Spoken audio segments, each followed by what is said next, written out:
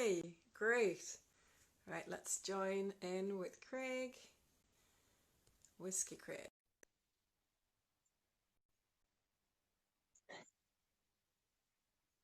Hi, everybody. Sorry, I'm just looking at who's joining us. I have just invited Craig to join me in my live Insta chat, and there he is. Hi!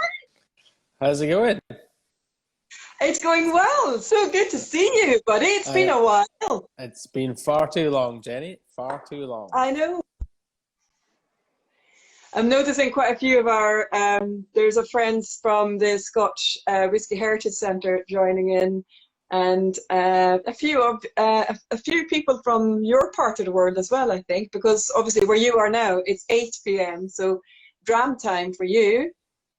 It is indeed. I've got one, I've been getting abusive messages from people threatening to join. So I think some of the old society crew are there as well, which is good.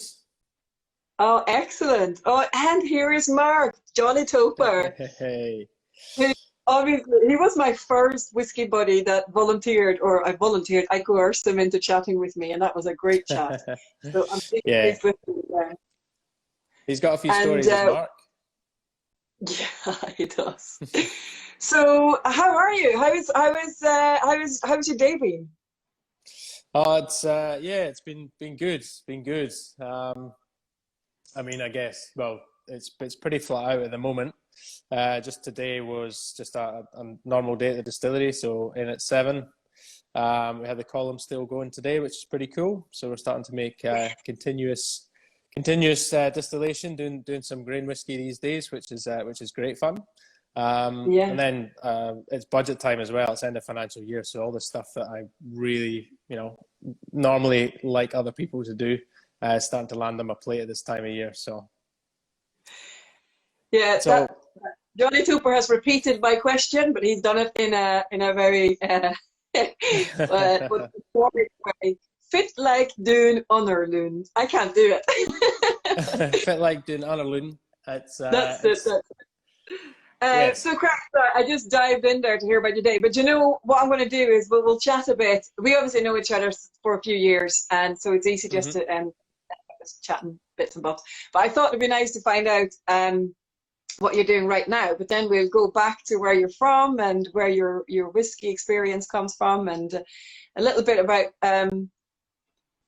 I'm always intrigued that you studied astrophysics at university, so I've got a few questions about that. So I think we'll start with Lark, because you're back at Lark, and I noticed on Lark's Facebook page you have got a brand new column still that you mentioned installed, made in Tasmania, and it's beautiful. How long did that take? And tell us about that. What was the thinking about having a column still? Well, the column still was a reaction to coronavirus. So when things sort of kicked off down here, it was probably around about the same time as it started to kick off in Europe. And Tassie and Australia they closed their borders pretty early, and basically sent people into lockdown. But being an island state, with no real major cities, we've got Hobart here, which is not even 100,000 people. We started to see the sort of the shortages that I think everyone else saw. So things like hand sanitizer, toilet roll kicked off down here in Australia as well. But when the sanitizer epidemic or the sanitizer shortage really kicked in, we decided that we would take all of our neutral spirit that we use for gin base, and we'd turn that into hand sanitizer. And because no one really knew where the pandemic was going to go, and how it was going to affect Australia or Tassie. Tassie's had per capita one of the worst sort of rates, but the actual numbers are pretty low because we're quite a small population. But we've had one outbreak in the northwest, and no one really knew what was going to happen. So as a company, we decided we'd do all we can to keep manufacturing sanitizer. So we called a coppersmith up in Westbury. So they're about 2.5 hours north of Hobart. And these guys make everything from pot stills to fermentation vessels, bullets for gas. Like they're just incredible manufacturers with metal. And we So said was to this in them, March? Sorry to interrupt. Because right. the pandemic, was this in March, just this March? The phone call was the 3rd of April. Oh, what? The first phone call was the 3rd of April, and they said, what size do you want it? And my CEO, Jeff, and myself were on the phone and said, we'd love if we could do up to 1,000 litres a day, because, as I said, no one knew. We knew there was other things we could do with it still, but no one knew what sanitizer was going to look like. So that was the 3rd of April. We had that phone call, and these guys basically got it engineered, designed, and then we brought it down. They fabricated it, brought it to the distillery, and we had it actually running spirit within 7.5 weeks from that first phone call, which is ridiculous. If you go to their Facebook page and look at it, it's beautiful copper. It's just stunning. Yeah, it's amazing. That must be a world record. I don't think I've ever heard of a still, like first phone call to finished product in 7.5 weeks. Yeah, it was a huge community effort. So we had those guys. Basically, my job was to lead the project. So we set up daily calls with a project manager I've been working with down here on various other projects, and he helped keep basically everyone on track and on program. The guys up in Westbury, Colmark and Stillsmiths, they were designing and fabricating at the same time. So they were actually, while we were installing it on site, we were noticing things and they were problem solving as they went. Then there was local electricians, guys called Murtec, who've done a lot of our distillery stuff. They jumped on board as well and made sure that the install went smoothly. And we aimed for, from the start of fabrication, we aimed for a 6-week time window, and they smashed it. We had it actually on site within a calendar month of the copper arriving, and we actually had the spirit running on the day before we wanted it to happen. Even though that was beyond their wildest dreams, we were just pushing people. It was an incredible effort. It was absolutely that's stunning. so nice. Well done. And that must have, like you said, a big community effort, and also what a reward for the community having a hand sanitizer on their doorstep, because Tasmania is such a small, well, it's not a small island, it's the size of Scotland, isn't it? But still, it's local, it's available there for them. Yeah, no, the island's the size of Ireland and the population of Edinburgh, basically. The whole place is insane. I think, we've captured a bit of the imagination down here. There's been other distilleries, so it wasn't just Lark. There was other distilleries stepped up and produced hand sanitizer as well. But obviously, reacting to a pandemic, that's one side. We actually want to take this forward as a business as well. So we've developed a gel. So more of a you want to say consumer focused as opposed to health service focused. So fancy labels, and we've added some scents. It looks some nice great. smells to it. It's lovely. Yeah, and then as I say, the beauty of this still is we can run it for gin base. We can make vodka if we want. We've got grain whiskey ideas in the works. So there's just so many things that we can do with this piece of kit, and it's amazing. It's fantastic. It's just opened up a whole new set of products really that you can make. Brilliant. So you're involved as well. So you're working in the distillery, but you're also involved in, I suppose, product development in a way then as well, like looking at what else you can do. Yeah. So I was brought back in August last year, and when I first came back to Tas, I started up a little whiskey events company and decided to see what the landscape looked like. And I got a call in August from the team at Lark. Obviously, I'd worked with a few of them before, having had that brief hiatus back at Brown-Forman with yourself and Douglas and the team. So coming back here and then hearing about some of the ideas that the new board had for Lark going forward was quite exciting. So to come back on board, it was very much a production role, but that changed very, very quickly. So now it's everything from the on site, helping the next generation of distillers come through, capital projects. So the column still was a real fun one, but we've got a few other ideas in the works. Also working on quality control with Chris, the head distiller here, is as fun as it's always been. Yeah. So yeah, I get to kind of touch many parts of the production side of the business, and on my second day back, I had to jump in and run the stills as well. So I still get to actually play with the spirits very occasionally as well, which is great. Yeah. Oh, it sounds like a great role for you. Very much so. Every day is different. Yeah, I'm loving it. It's it hasn't slowed down, and I don't expect it to in the next while.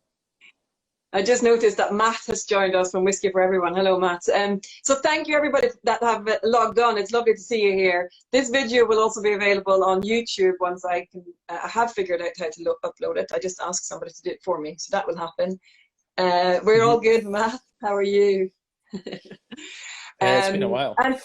Yeah, and thank you, Craig, for doing this with me. It's so lovely to be able to chat to you, obviously with a bit of time difference, but it's nice to see you nevertheless and hear about you. I'm kind of like a nosy Nancy. I want to hear a little more about you and where you come from. I know a little bit, but I'm sure we'll find out a bit more. So you're Scottish, obviously. We're not got the Tasmanian accent. No, You were born in Scotland. Yeah. So where in Scotland are you from? So I'm from East Lothian, just outside of Edinburgh.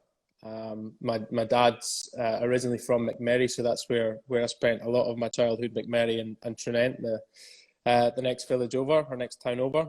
So yeah, I spent most of my youth in those parts before. Glenkinchie country. Sorry. In whiskey terms, you're really near Glenkinchie, aren't you? That's kind of Glenkinchie territory. Glenkinchie was what, maybe 8 miles away. Brilliant. Yeah. So that was the closest distillery, and I guess that was the catalyst for where I'm at now. I suppose getting a job at Glenkinchie when I was 18. Yeah, because is that where you started? Was that your first ever whiskey job then at Glenkinchie? Yeah. My aunt, my dad's sister, was the visitor centre manager at Glenkinchie. Uh-huh. And when I was at high school and I'd applied for university, I realised a big gap in my skills was public speaking. So she'd said to me, "Why don't we?" Yeah, she said, "Why don't you come and speak to some tourists?" She said, yeah. on one side of things, they won't be able to speak English, so you'll be fine. And on the other side, they'll probably be drunk because they're at a distillery. So, you can get rid of the nerves. And I went there. Had never tried whiskey before. It was my 18th birthday. Was the first day. Oh, so at least you were legal drinking age. So it's very easy to track my roots. And I also know that next year, quite scary, is the first year I'll have been longer in the whiskey industry than out of it. Which is a kind of crazy stat. So yeah, my first whiskey was Glenkinchie 10 because it was offered to me as part of that tour, and I know my second, third, fourth, fifth, and sixth for the rest of the classic malts. It's quite a cliched answer, an easy one to remember. Brilliant. Yeah, it took about 3 or 4 days to realise that was it was definitely an area of interest. For me, the whiskey industry, and also tourism as well. Getting to meet people from all over the world was eye-opening for someone from McMurray. Because you were at university. Were you studying in Edinburgh at that point? Yeah, so I had my job at Glenkinchie, and I was studying at Edinburgh at the same time, basically. So I ran. And you were studying astrophysics.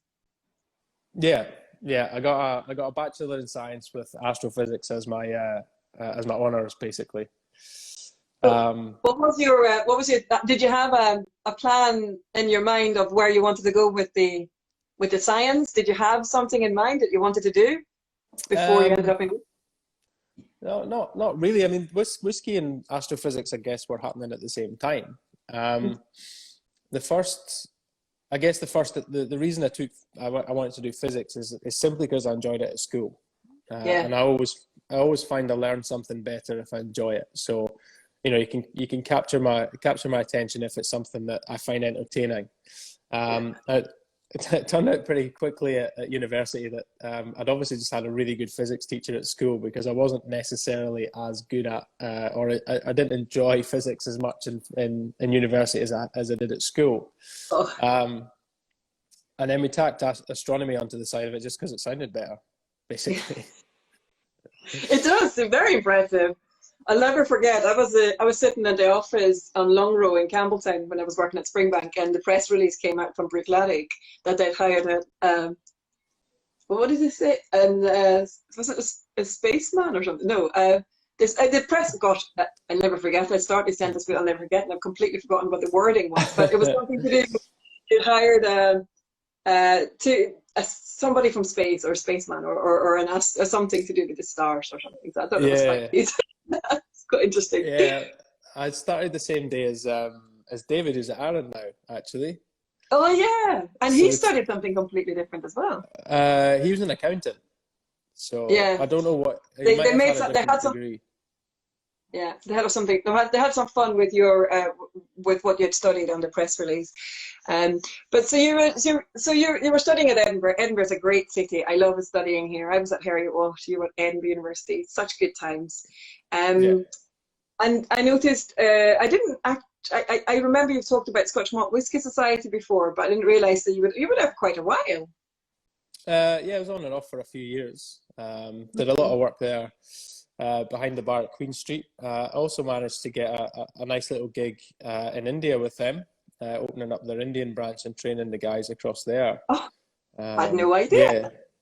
Yeah, it was way back. I spent between 5 and 6 weeks in India, traveling around and doing training for the franchise owner. Which was an eye-opening experience in itself. I absolutely loved the people in the place. It's just a different world, you know. I didn't know about the India connection. I knew I'd travelled there, but I thought that was through a later part of your career. Okay, so that was with the Scotch Malt Whisky Society. Yeah, I mean, Scotch Malt Whisky Society, I guess it ran parallel to Glenkinchie for the last last 3 or 4 years it would have been, and then I went off to Canada after uni with Macallan, and then I came back to the Malt Whisky Society again, and then I left the Whisky Society for Bruichladdich. So a few different stints, and again got to do everything from tasting panel. I had the honour of chairing a couple of those as well, which was phenomenal. And still get to try a few society bottles down here, and get to speak to the guys down here in Tassie, and express my unwarranted opinion, I guess. It's such a great place to visit here in Edinburgh. I love going, and I think and their whiskey is phenomenal. I absolutely love it. Talking of India, we've just been joined by Shilton, who's giving you a little wave. Hi, Shilton. I did see that. I hope he's doing well in lockdown. I've seen a few decent little videos from him. So they are phenomenal. Just love his videos. Keep them going, Shilton. They help us. Yeah. So you mentioned a quick stint to Canada with Macallan. I mean, did they just say we need somebody to go over there, or how did that work, or what did you do there? That was when I left uni. I got my degree, and decided that life in a basement looking through a telescope with a cable knit jumper probably wasn't for me. So I left the astronomy and the physics to the people who were actually really, really good at astronomy and physics. And I applied to loads of different whiskey companies, and one of the roles that came up was a brand ambassador in Western Canada for the Edrington Group. Yeah. So I got interviewed by Jerry Tosh, who's I don't know where he's at now. He might still be. He was at Dalmore for a while, and Brewdog before that, and Highland Park before that. And I got the job as Highland Park and Macallan ambassador back. I would have been 22 at the time, living in Vancouver, which was just. I still remember sitting on the plane going across the Atlantic, thinking, "What the hell have you done to get yourself here?" Like, it was surreal. It was absolutely mental. Oh, 22. You just went straight in there, didn't you? I'm going to try this out. Yeah, that was. It was a bit of a learning curve, but it was again phenomenal. I got to see some bits of there's Andy from Arran. Hello, Andy. Yeah. I got to see bits of Canada that not many people would probably choose to go to. Saskatchewan, Manitoba. Got to see the prairies. Spent a little bit of time in Halifax and Nova Scotia and Quebec. It was phenomenal. Great.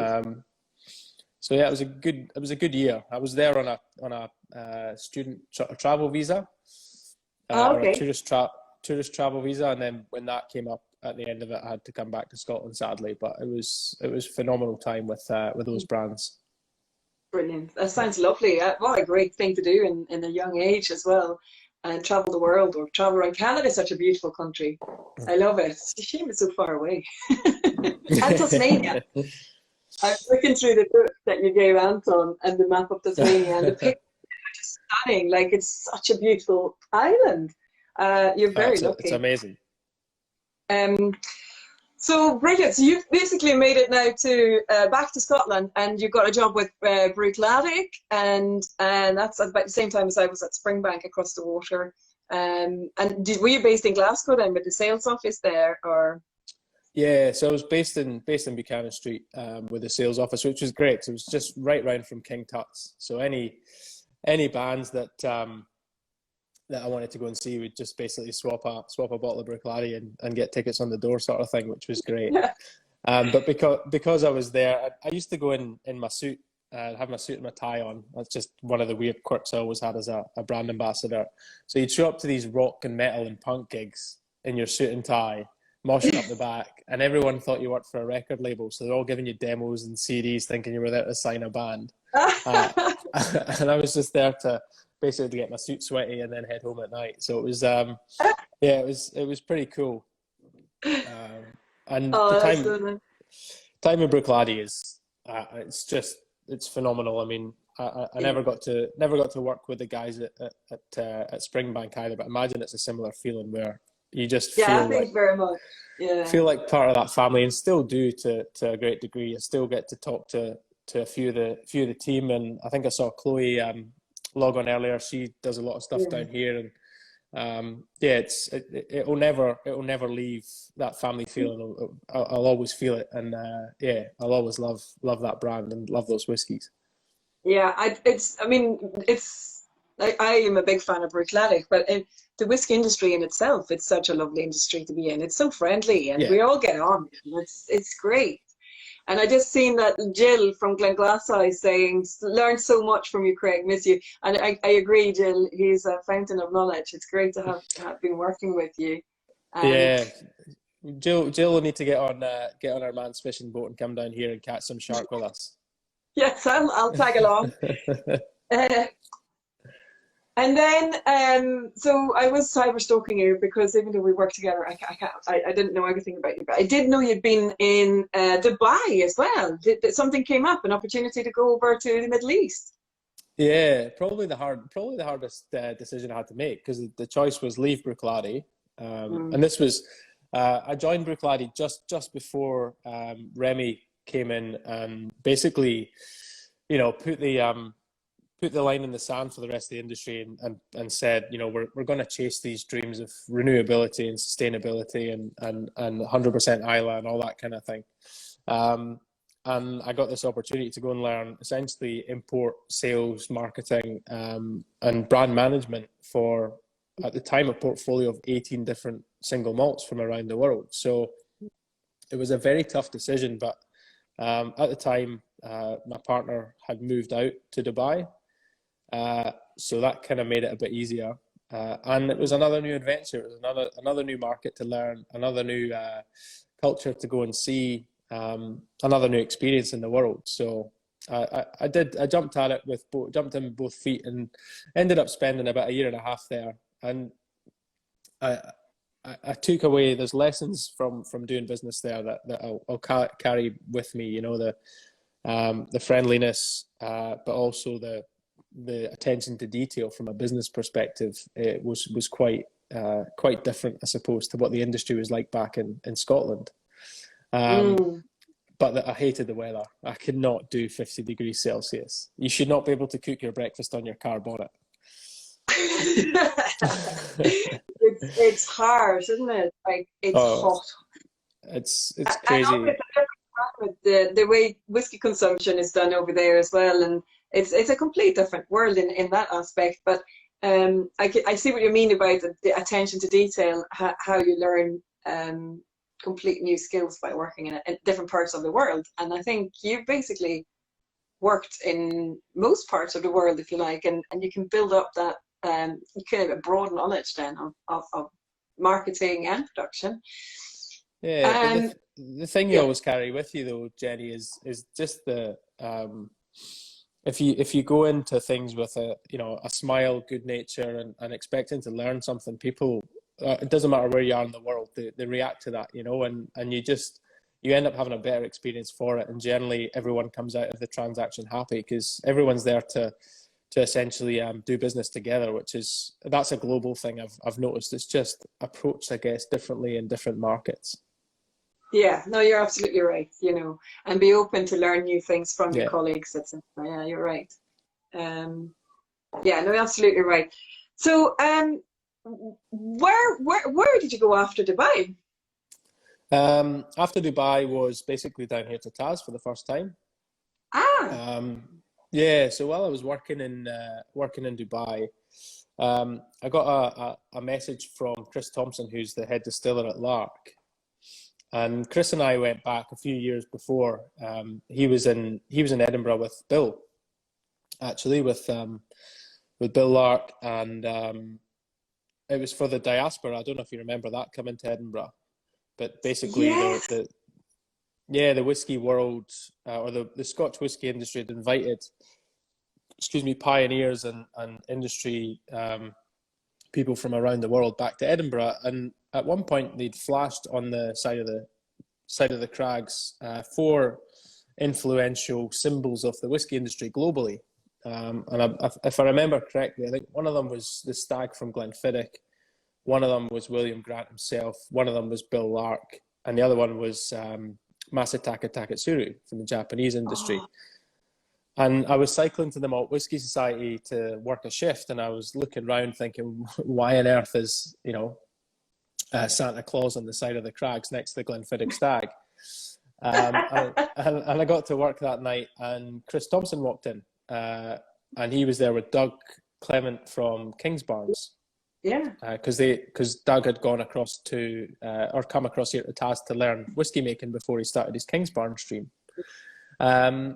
So then Chris walked in, we had a great chat, had a few whiskies, and eventually he shut the bar down and ended up sleeping on my couch for the next few nights. And we would go out to different bars and the different distilleries and travel around and basically learn so much about each other that we could never afford to have each other as enemies.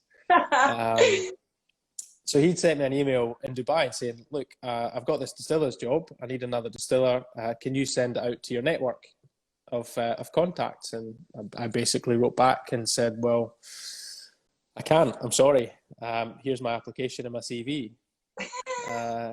And within a couple of weeks, I had an interview with Chris and with Bill himself, and then another interview, and then got offered the job. And then the only mission for me was to get back to Scotland and essentially get a visa to come down here to Tassie to start my distilling dream, I suppose. That's funny because that time, when you were back in Scotland for a few weeks, I met you at the Johnny Tupper tasting. I remember sitting chatting to you before the tasting started. We'd met before, just passing in festivals or whatever, but that was, and you just casually said, oh yeah, by the way, I'm going to Tasmania to become a distiller. And I was like, right. Yeah. How hard can it be? No, you didn't say it. You kind of went, yeah, sure. That's you though, like you just do it, go for it, and like if it doesn't work, then fine. You just have to try and learn it, or it's not. Brilliant. Yeah, that's exactly it. That's exactly it. Yeah, no fear. No fear, exactly. And so while you're in Tasmania working at the Lark Distillery, is this the time where did you meet Emma back then? It was a bit later into that first stint out here. So I was probably out here for about just over a year. Yeah. It would have been Okay. a year and a half, yeah. And I'd been chatting to another good friend of mine down here, Dolly, who was basically she was trying to basically match make all her friends. That's just the way that she works. And she'd said to me, "Oh, there's this girl would be perfect for you." And we had a good chat, and she'd mentioned this lass and said that she would try and connect us. And before she could do that, we were at the Huon Valley Midwinter Festival, which is an annual festival where they basically they do what they call the wassailing. So they try and get rid of the evil spirits from the cider, from the what's it called? Place with the grapples. Orchard, that's the one. Orchard, yeah. Yeah, and this year they'd had a storytelling competition and they invited me to come out and tell a story. So I was there in my kilt telling a story about Ardbeg, believe it or not. And then afterwards had a few ciders and a couple of beers and a couple of whiskies, and then was talking to my friend at the cheese stall. And this random lass comes up and basically starts asking about whether I've got underwear on or not. As you do. I've been up there. And I recognise exactly who it is because I've been talking to Dolly about it, and it was Emma. And I said to my friend behind the stall at the cheese place, I said, "Do you want me to freak this girl out?" She's like, "Don't do anything illegal." and I said to Emma, I said, I know your name," and she's like, "What?" I said, "Your name's Emma Ring," and she's like, "How do you know that?" And we got chatting for a few seconds before she got dragged off by her friend. And then about a week later, we bumped into each other at the pub, and then sort of set a date for a few weeks after that, and the rest they say is history. So because Emma really is well, obviously you have a love for Tasmania as well, but Emma is from Tasmania, and maybe the reason you went back again a second time. I mean, and now you can not an Australian passport, but you can stay for as long as you want because you're married. Oh, not quite yet. Not quite yet. We're still going through that process, but this made it a bit easier, I guess. I know. But what a way! Like you just had a little wedding in your garden. Is that right? Yeah. I've got a really good mate across here, Jimmy, who's he's the only person from Australia to have won a medal at the Jack Daniel's World Barbecue Championships. That's a feat. So my parents were coming down. They were coming down here to visit last December. Yeah. And everyone down here knows them from previous visits. And Jimmy had said, "Oh, I'll come and do a barbecue, to celebrate." And obviously Emma's mum and dad were keen to have everyone over. And my mum just happened to bring a couple of rings with her. Didn't really tell us that she was doing that. We'd already had the certificate. We'd had that since the August before. Okay. So we invited all our friends round, and basically in Emma's mum and dad's garden, we had a massive barbecue and just a huge party. It was absolutely fantastic. It's great fun. It looked amazing. Congratulations to both of you. That's such happy news. Yeah, thank you. No stress. Just chill out on a barbecue and have it done in a garden. I think that's a brilliant way to do it. Perfect. Yeah, why not? I know. You mentioned cheese when you met the cheese stall, which is also quite funny because I know you like cheese, don't you? You like, especially like cheese and whiskey. You're quite big on pairing. I'm a big fan. So right now, actually, the pairing right now, I've got a red eye rye from Dainton, so it's a Melbourne brewery, and that's with a cheeky little Talisker distillers.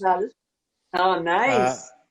And now you've said that, I actually wish I had a nice crumbly cheddar to go with it, but I don't. My fridge right now is full of blue cheese, which isn't the worst thing, but I'd have to move on to Lagavulin for that. No, that's fine. You can probably get some later. I mean, you should probably not eat cheese before bedtime. You get nightmares. So is there something you missed? Sorry. No, I'll go ahead. Something I missed. Yeah, so I always think Scotland has some amazing cheese here. Are you missing anything from Scotland that's linking my brain into Scotland? Do you miss food or drinks from here? I do. I think there's a decent list. Luckily, we've got access to a lot of good whiskies. And luckily, my parents obviously still living in Scotland. I can get stuff sent anywhere within the UK to their house, and then they can mule it out. It's a good excuse to come over. But in terms of stuff I miss, there's what would I say? I do miss the Scottish style ales in the pub. You know, I miss going to places like Kilderkin and the Blue Blazer and the Malton Hops and getting a proper, you know, hand pumped ale.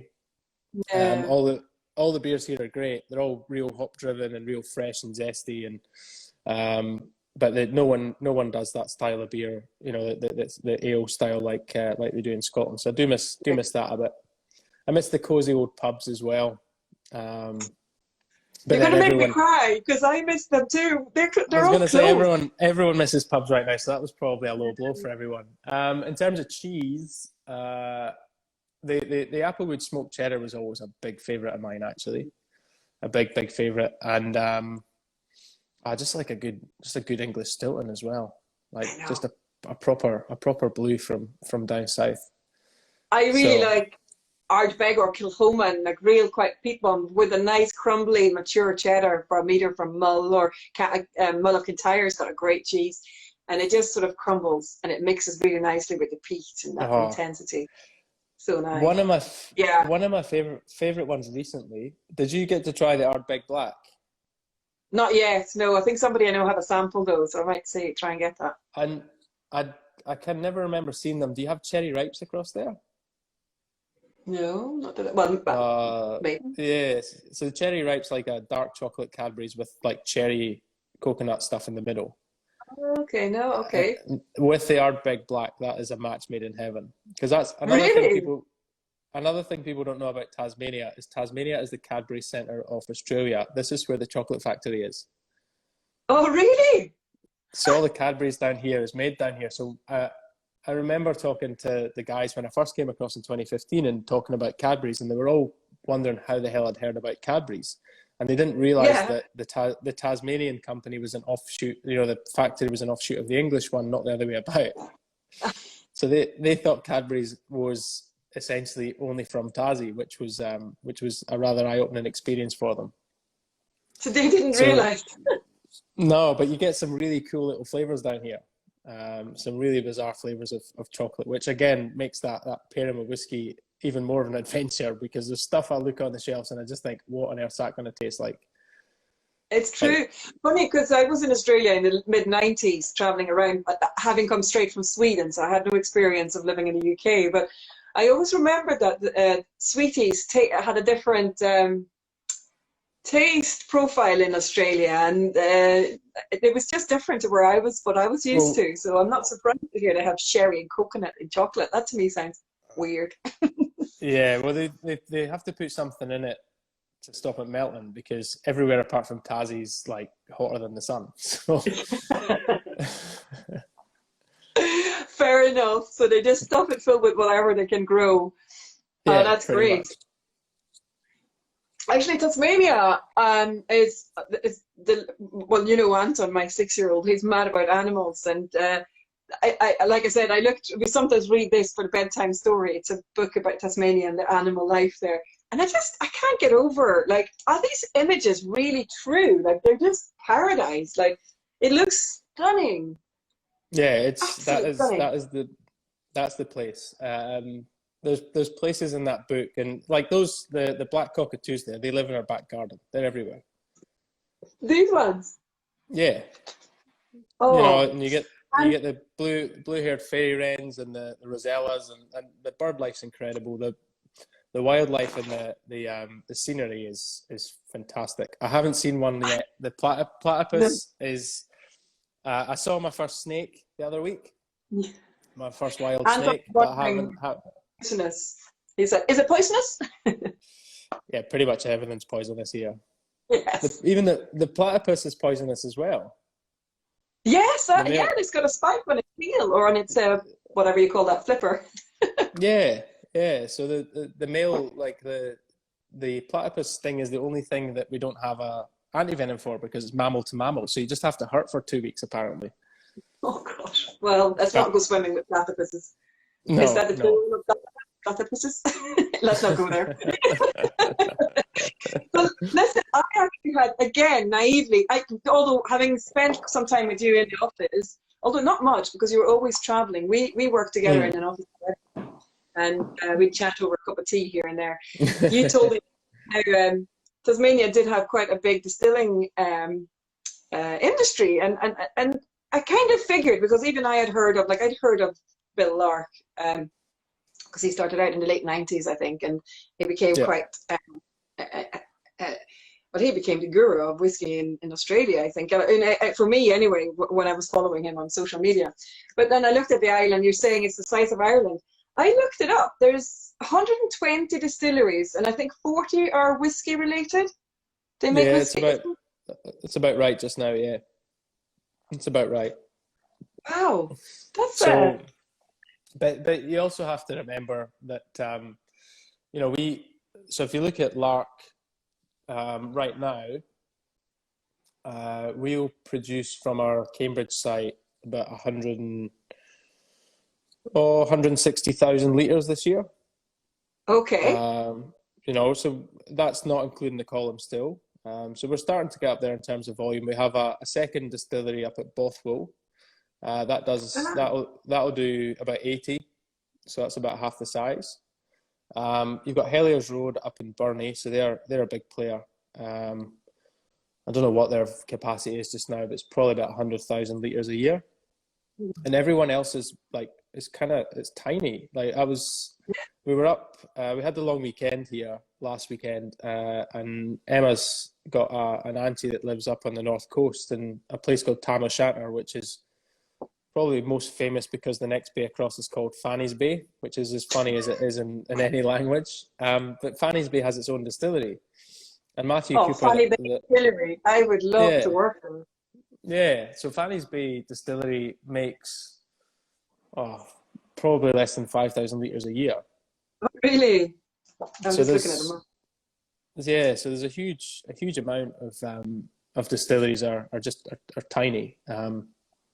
There's probably 4 or 5 large players, and then everyone else is, I don't want to say hobbyists because that's not fair, but they're basically often they're carving their own little path. And everyone's doing gin as well, so the gin scene here is really vibrant. The whiskey scene, obviously there's more sort of 2 and 3 year old whiskies on the market just now, but as those brands and companies mature, you're going to see more and more flavors and styles, and hopefully age statements evolve and come out as well. So we're kind of lucky that Bill put us on the map in '92, and therefore we have a head start. But we're seeing some really cool stuff start to come out from that wake, from his initial idea, I suppose. And is it a bit like in Scotland? They have visitor centres, so you could actually do a tour of the distilleries. You could do like a North Coast tour or whatever. You could go and tasting tour. Yeah, to a certain degree. There's no real visitor centres. I guess Sullivan's Cove maybe have as close to a visitor centre as you get. You walk in and there's a reception centre and a shop. But the tours are, because the distilleries are a bit smaller, the tours are really quite involved. So at Lark, if you show up at Lark, you generally will stop at our cellar door, which is in Hobart, and we'll put you on a minibus. And then you get brought out to the distillery, and you'll basically spend 2 hours with the distillers, and we'll go through everything. We'll smell and taste everything. So you taste the barley, you smell the peat smoke from the peat smoker, you drink the wort, the wash, the new make off the still. Amazing. And then you can try from a cask or 2 before going back and seeing what we've blended in our classic cask. So we like it to be, or we want it to be as involved and as open as possible for people to come and experience and hang out with the team that we've got at the distillery. Well, because a bit like, it is quite a distance to travel. It's not somewhere you could just jump on a Ryanair flight and go over and do a wee tour. So it is a bit of an investment for people to get there. So it's nice that you give them that a bit extra. I always find that with Islay. Islay is also maybe not the easiest place to get to, So you really feel so looked after. You go around Ardbeg, you get lovely tour guides there, and just have this feeling of people appreciating you traveling there. That's nice. It's island mentality, and it doesn't matter the size of the island. So I get the same feeling from people in Tas as I did, and to your point, from the amazing people on Isla or on Orkney or on Skye. Everyone loves the fact that you've come to visit and you're interested in what they do. And I think what hasn't probably hit as much here yet because the industry's not big enough, but I remember talking to people on Isla and seeing for the first time that they realized that someone in like Taiwan around the other side of the world has tried their product. And it's incredible when people start to see that the footprint that they have on this industry and the effect that they have on people that they've never met and never will. So Tassie's got that to come, which is incredible.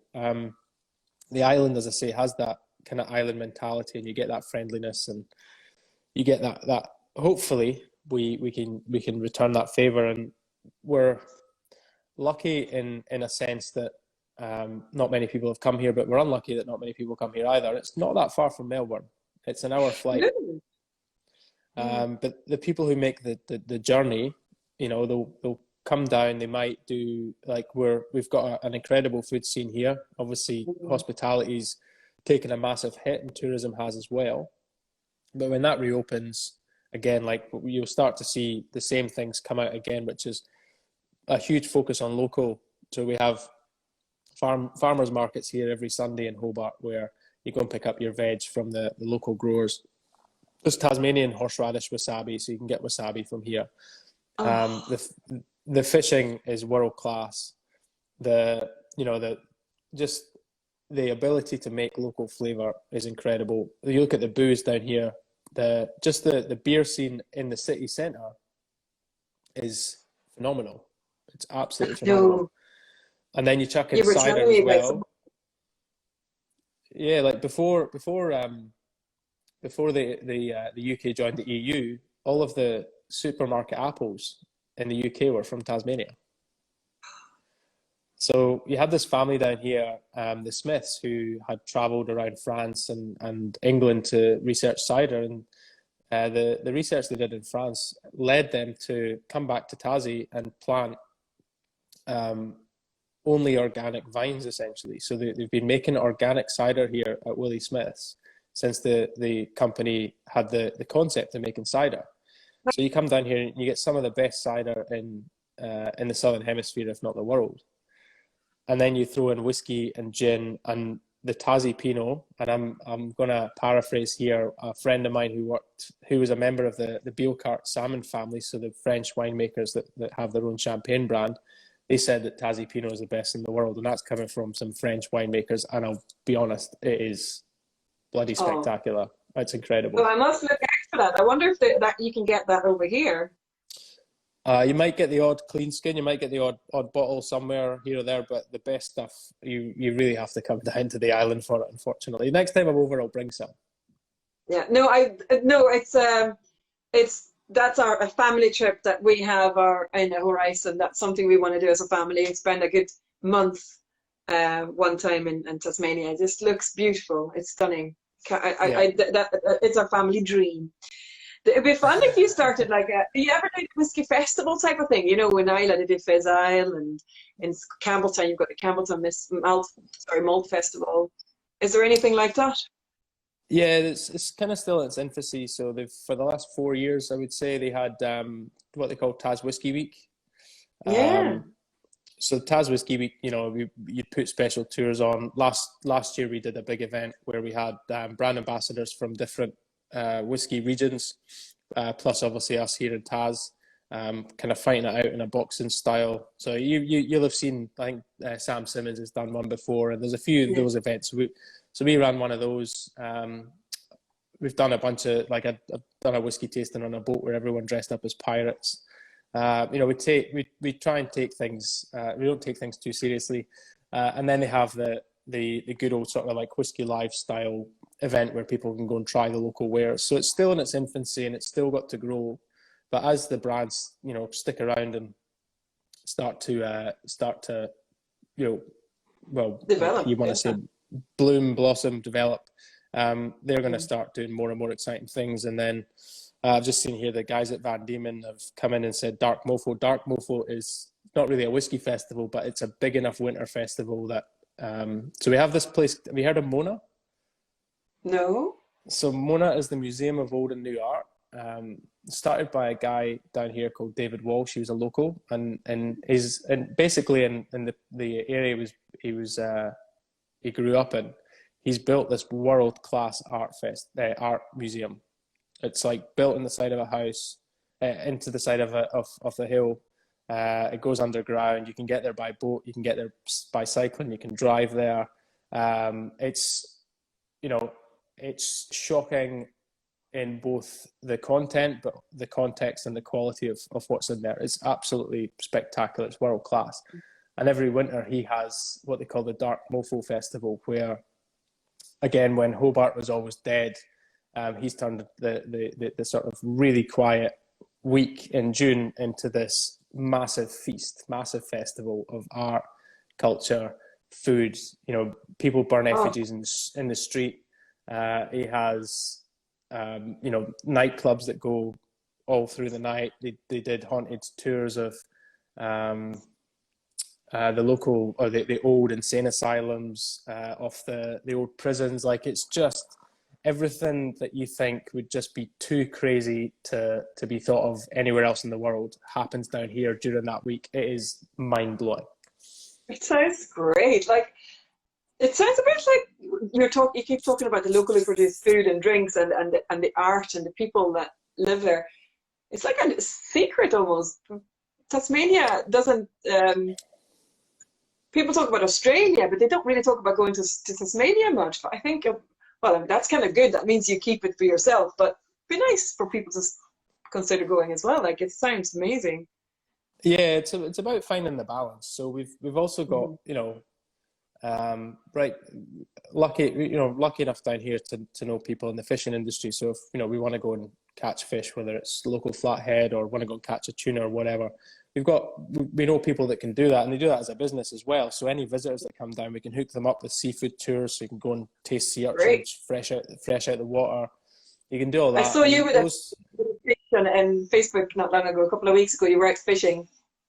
Yeah, I caught that fish with a piece of chicken, actually. Oh, wow. Believe it or not. Yeah, it was a piece of chicken on the end of the line. Yeah.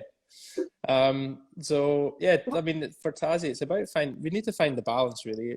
You want to preserve the natural world, but also we want people to come and see it. It's different class. Well, you're the one that's convinced me that that's where we're going, so we are doing it definitely at some point in our lives. Whiskey. I'll go back a little bit to whiskey, because I'm sort of, Instagram gives you an hour to chat, which I've struggled to keep to. I mean, I always thought I'd keep 30 minutes.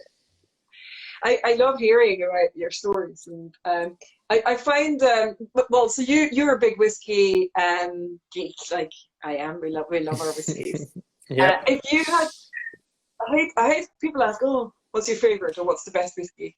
But what's your go-to whiskey, really? What's your safe? How do you feel like? Well, your go-to whiskey. Let's ask that. It's something I've given a lot of thought to, like a lot of thought to. The one I can have anytime, any day or night is Benromic. Oh, wow! Benromic has a bit of everything. The 15 is stunning. Like, it's mind blowing. I do obviously work. Working every day with our brands, with Lark and with the Nant stuff, and up until recently the Overeem stuff. You obviously gain an affinity and a love for those brands and those whiskies. But then when you come home at night, you want to try other things, and Em will tell you I spend far too much money on whiskey. That's it. Like, we're allowed to like each other's whiskies. Like, we do. It's nice when you go to shows and you go up to the stand of what somebody else's stand, and you say, "Oh, what have you got? You've got something nice for me." And you always find new favorites. I really like Chilton's Bold. Chilton's. It's not Chilton's. Paul John. It may as well be Chilton's. Yeah. And I learned that from just meeting him and trying it. And There's so many different whiskies just for different moods, isn't there? Depends on. But Benromach's the place I bounce off, I guess. It's the one Great. I've always got one of those in the cupboard. But what I find interesting, and the conversation for us has changed quite a bit since I kind of came back on board with the team. But we no longer put ourselves up. Like, I think when I first started at Lark, we were always looking at our previous release and trying to get better than that. And I think that's a great way to work. But now, every couple of weeks we have a company-wide tasting where we put one of ours up against one of what we consider the best whiskies in the world. So we've got a sherry whiskey coming out soon, which is matured and finished in sherry casks. And we went up against exactly that one. We gave everyone in the company a Glendronach 18 and one of ours, and we asked them to not necessarily pick the difference, but give us feedback on both. Yeah. And it's just such an amazing thing to see again, for the distillers to get that recognition on the global stage from their peers, but also for the rest of our company to gain the confidence that what we're doing is fantastic. Because if you only try your own stuff, then you can say, yeah, I'm better than the one I did last week, but that might be completely might be rubbish compared to what the rest of the world's churning out. So it's an important thing for Chris and myself and the rest of the team to do. We've got to put ourselves up against the best in the world. Yeah, and also to see if it's even worth pursuing for you, because sometimes you might just have to say, actually, that we can't do this, that we do this much better, rather as that. You know what I mean? And then you learn. Yeah, well, that's it, and I think we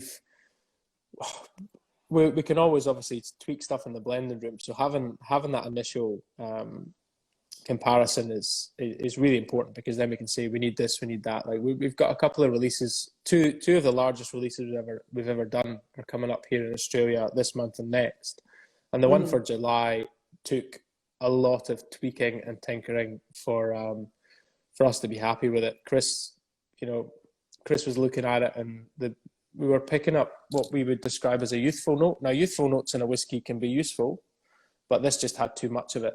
And he spent 3 or 4 weeks basically every day trying 80 whiskies to find the whiskey that would basically turn this thing around and give it a lift and give it a little bit of youthfulness, but the wine finish that we wanted.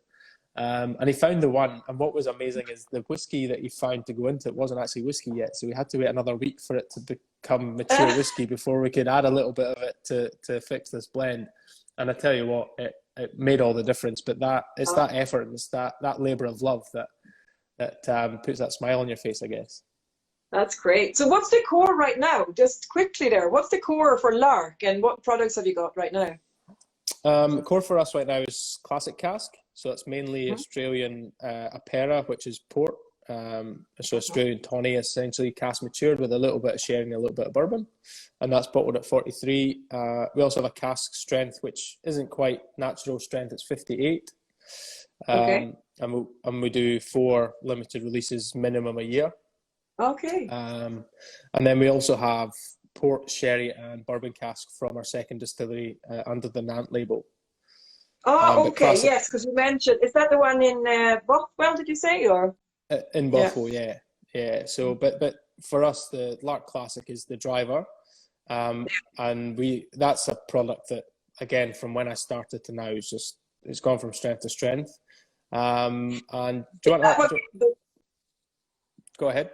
The Lark Classic, does that give you that genuine representation of Lark Distillery? You taste that and you go, yeah. Yeah, like Springbank 10 for me is like that. It's just that is the distillery. Exactly. So that is representative of everything we've done at the Cambridge distillery. But we've got a new one coming out. Do you want a world exclusive? So we're about to launch world exclusive. Yeah. Yeah. So we're about to launch Lark Symphony. So Lark Symphony is from 3 different Tassie distilleries that all fell under the Lark umbrella. So it's got whiskey from the Cambridge or the Coal River distillery where I spend most of my time. It's got whiskey in there from the Bothwell distillery, and then there's a little bit of the old Hobart distillery, which was the original home of Overeem. So we had some casks of that line about. So the 3 of them together give us Lark Symphony, which is just a real nice, fresh, blended malt. And Oh, it's a I, yeah. can you see that? We've run out. We've only got half a minute left. I do this every time. Well, listen, I'm going to we'll rejoin again because we need to have a proper send off. But is that Lark Symphony going to be available in the UK? Do you know? Eventually, we'd like it to be. I'll bring you one. Yeah, you don't have to. Well, let me do this.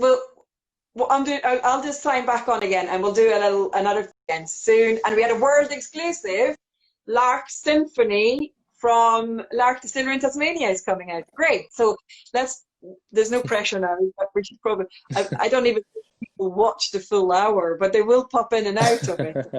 You know, I was chatting to Alex Bruce the other day, and he said he was getting his hair cut by his daughter, and he said it was quite good. Then one interview with Stuart or my chat with Stuart. So if anyone wants a haircut, then you can sit and watch this. Perfect. Yeah. But that's great. So we're hoping to see Lark Symphony over in Europe and the UK. We'd love to. We're probably a little bit behind on, or not behind, but we have aspirations to export. Yeah. It's more just about finding the right channels. So I dare say there might be the opportunity to send a pallet or two across. But in terms of the volumes and stuff, everything we put on the shelf just flies off the shelf again, I guess. So this is really for the our Aussie whiskey friends and all over Australia. They can get hold of it. They can find us in the shops at some point soon. Yeah, it'll be on the shelf probably July, and cool. Yeah, next month they should hopefully be able to see it pop up. And as I said, the liquid is stunning. Really, really happy with it.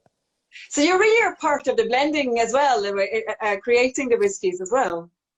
I'm more the kind of final tick off. So Chris, the head distiller, he's the alchemist. He's definitely the best in, if a bit biased, but best in Australia at doing that, I would say. The guy noses and tastes whiskey all day, every day to make sure that the stuff that goes on the shelf is up to scratch. But a big part of my role is quality control, and that involves both having, Chris can use me to bounce ideas off, and we also can we get together for the design phase as well and talk about what we want a whiskey to do. So it's it's not full on hands-on blending. I'll leave that to the experts, but I do get to stick my nose into things and give my feedback, which is great.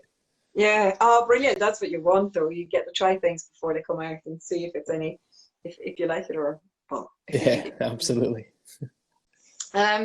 So do you miss, you like Scottish football, I know that. So do you miss going to the football game? Mind you, nobody goes to football right now. What's the team you support again? I'm a big Hibs fan. So I have to say, people do slam it for its quality, but I've been missing it. I watch as many of the games across here as I can online, but obviously not having that. I don't know. It's probably a bit like my mum missing EastEnders. If EastEnders gets cut off because of coronavirus, she'll now know how I feel about the football not being on. Yeah, see, this is how I feel, because that's right. Yeah, they don't have enough episodes of EastEnders. I don't watch it, but I did read it on the news. Yeah. So Hibs, hey, yeah, because in Edinburgh, obviously, it's either Hibs or Hearts. I think Hibs recently signed a Swedish player. I'm sure I've seen that somewhere, so that's exciting. Who did we have? It was the guy in the middle. I can't remember his name. He was fantastic though. He was a good Melberg maybe.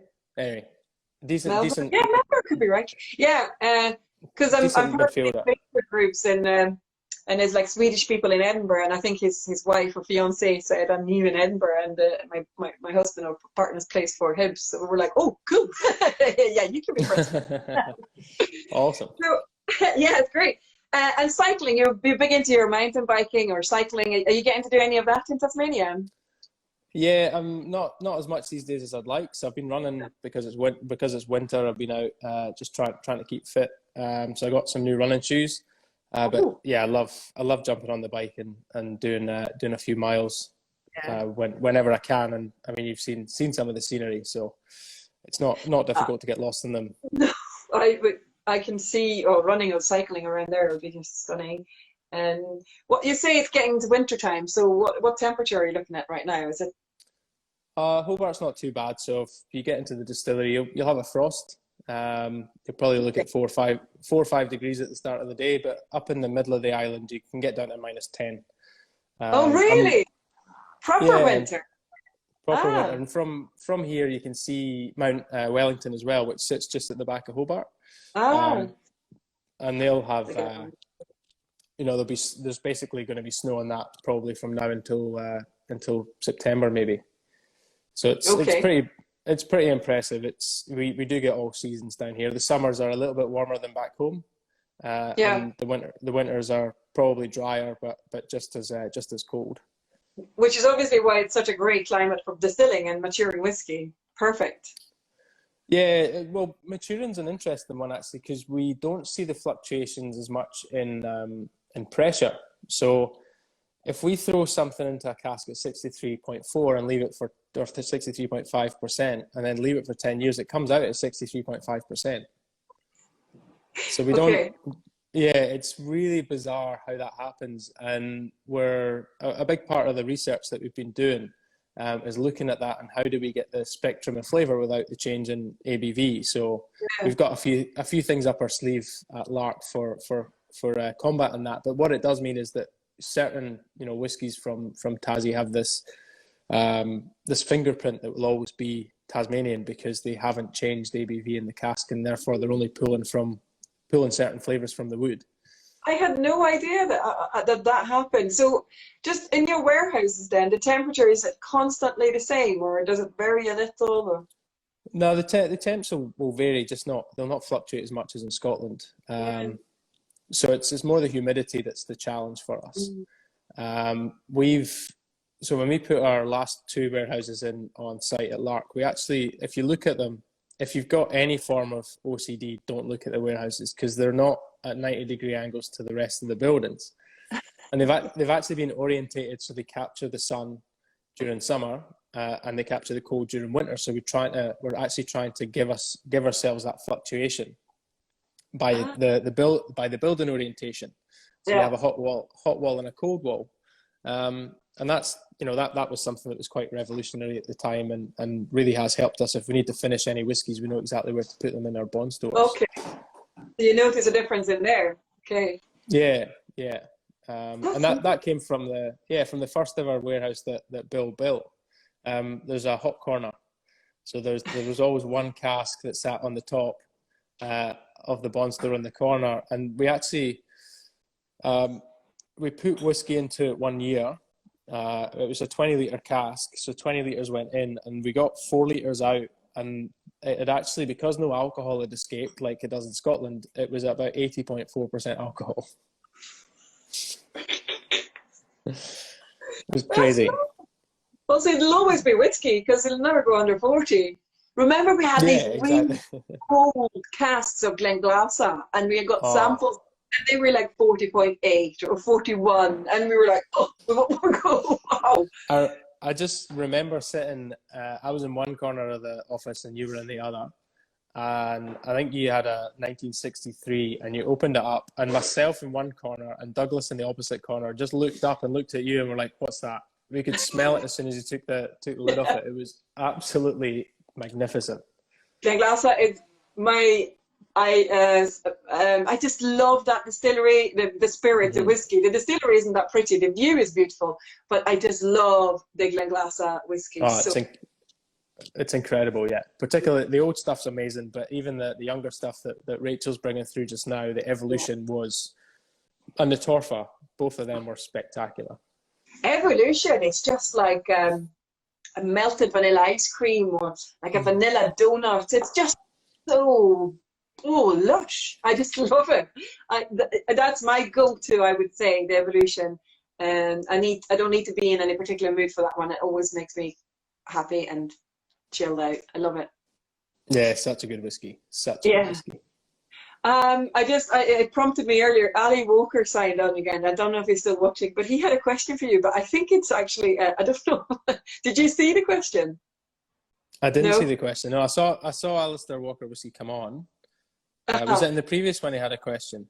No, it was in the feed. Ali is there. Ali, yeah, it was in the Instagram feed. He was asking something about, but I didn't write the question down. So I don't know, Ali, if you're watching. Oh, that's Ali Stevenson now. But no, Ali Walker, if you're watching, I'm so sorry, I didn't write the question down. But I think it was a funny question, something to do with Adidas stripes. What do you know what he means about that? No, I don't know if I can log on. Anyway, yes, Ali, what was your question? Tell me again. I think the last time I saw him, we were in Germany. Okay. Ali has just released a bunch of new flyers, high flyers, and they look great. You can buy them here. You can buy them here. So ask him if he's got a discount code for me, so I can buy them online. Next.com in Australia has his whiskies, and I actually can't wait to pick one up and see what it's like. Oh, they look fabulous. I must say, he's done really well with the look of that brand. I like that. Do you have even in Hobart? Do you have good whiskey shops there? Hang on. We've got Sorry, one. So what was Craig's inspiration for the Predator football boots? So he's talking about, there's a guy, I think he was Australian, actually, Australian football player called Craig Johnstone, who played, I believe, for Liverpool and for Australia, and invented the Predator football boots. I see. Okay, so I googled you, and this footballer came up. So now I see. That's who it'll be. That's who it'll be. But I'm shy at football, so. Very clever, Ali. Thanks for that. Is that what we waited for? Have you been watching this whole chat with Craig, thinking I was talking with Craig Johnstone, the footballer? Yeah. I'm gonna tell him I'm gonna buy his dad's whiskey instead. Yes, he just lost it, apparently.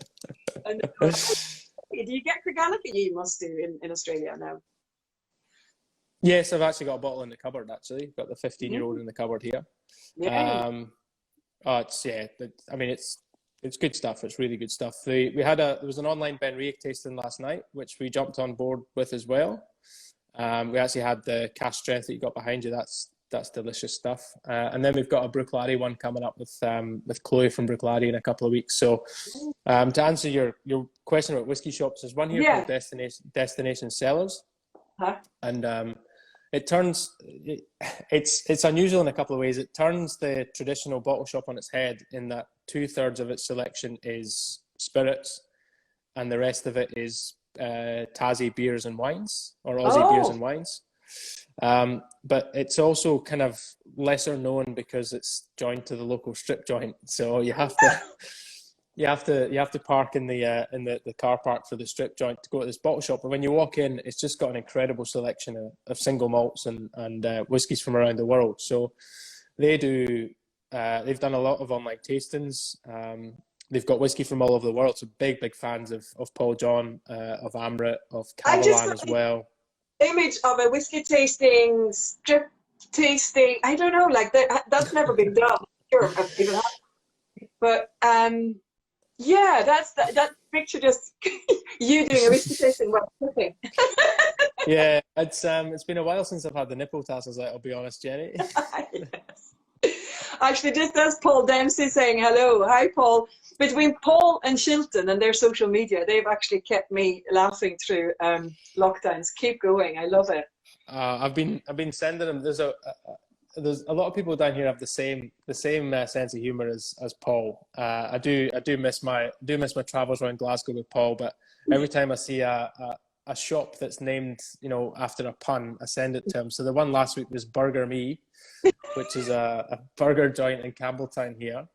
And I think my favourite one, and I'm not sure if I've managed to capture an image of it yet, but there's a car towing company called Camel Tow. Oh! So I need to get a picture of that for Paul. Yeah, that's the next picture for Paul for his photo album. There's some cracking ones in that one. Quality, indeed. Look, Craig, I have really enjoyed chatting to you and hearing about your whiskey life. There was lots of things I didn't know actually, so very nice to find out. Oh, you did send him that one. Have you Yeah, I uploaded must it have, yet? it was a while ago, the camel toe one, I think. Okay. So, yeah, thank you so much, because I know it's night time. I don't know if it's bedtime yet. It's about 9:30 or something in your... Yeah, it's just 9:15, so there's time for another whiskey, definitely. Time for another Always time for another whiskey. What's your next whiskey? Oh, tonight I'll probably go on to, I don't know. Probably I've got some Kilcoman Sauterne in the cupboard. Ah, That could be the night. Could be the nightcap. That could be the nightcap. There is another distillery that in lockdown have made James ended up in lockdown with his dad. Yeah, I saw that. And it's so sweet because I think they're probably close to killing each other, but at the same time they're doing these tastings in the distillery, and it's beautiful. They just sit and chat and talk about their whiskies, and they dig each other as well, of course. They give each other little digs, but it's been really nice following them. They've done well. Good on Anthony for joining the 21st century. Yeah, absolutely. But thank you so much, Craig. And have you any plans to come back to Scotland soon, just for a visit, or? Oh yeah, as soon as this coronavirus stuff's all sorted and the travel stuff is sorted, and hopefully Boris Johnson is out on his backside, then we'll jump on a plane. We were supposed to be over actually this week, so it's a bit bittersweet, because I was going to come across and do 3 or 4 weeks, do some time on for holidays, and then I was going to try and catch up with the team at Bruichladdich and other guys on Isla as a bit more of a work trip. So that's been postponed. So as soon as it all blows over, we'll be jumping on a plane. We'll be coming to see everyone, and we'll hopefully have lots of samples as well. Yeah, well, make sure and let us know. I'd love to see you, even if it's just for a quick pint in Kilderkin. I'm hoping Kilderkin will be back up and for a Jolly Toper tasting. It could be a Jolly Toper tasting. Absolutely. Yeah. Well, thank you, and thank you to Emma for letting us have your time this evening. And I know, just keep up the good work. I'm on your social media and watching your Lark malarkey. Yeah, I've not had as much time to post recently because I've had so many projects on, but I'll keep everyone updated. And if there's anything that if you want to catch up again before this is all over, just give me a shout. I'm happy to jump on anytime. Oh, great. Yeah, we're all very proud of you. You're the Scottish man over there making whiskey. It's really nice. Love it. Thank you so much, Craig. Take care. Thanks, everybody, for watching. We'll put it on. Yeah. Perfect. Sorry. See you guys. Take care. I'll send you the link, Craig, for the YouTube as well. Perfect. Bye-bye.